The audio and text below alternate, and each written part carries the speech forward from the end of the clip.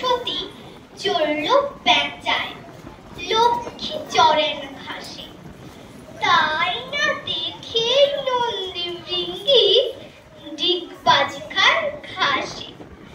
গণের দাদার ময়ূর প্রিয়, তাই ময়ূরে চড়ে বললে, ময়ূর পাখির প্রাণী, ওরা ভালোই ওড়ে।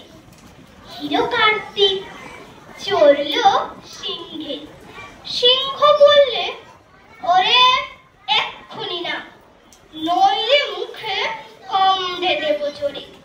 কার্তিককে স্বর চাপতে ধরে, চেঁচায় সিংহ বাবু, ওমা বাঁচাও, তোমার পোলা করলো আমায় কাবু।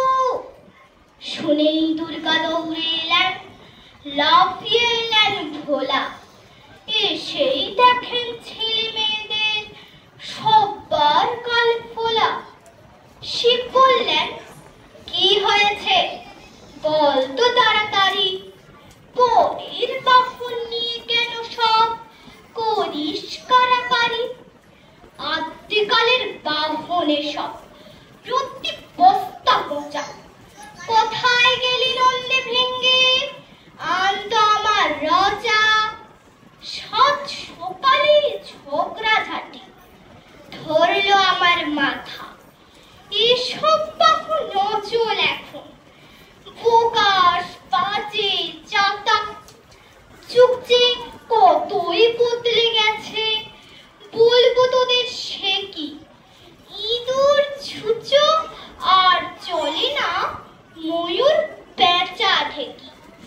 রকেট, বিমান, হেলিকপ্টার কত কিছুই আছে। এসব বাহন খুব সুবিধে, সময় অনেক বাঁচে। সময় ছাড়াও যাতায়াতের কমবে কতই ধকল।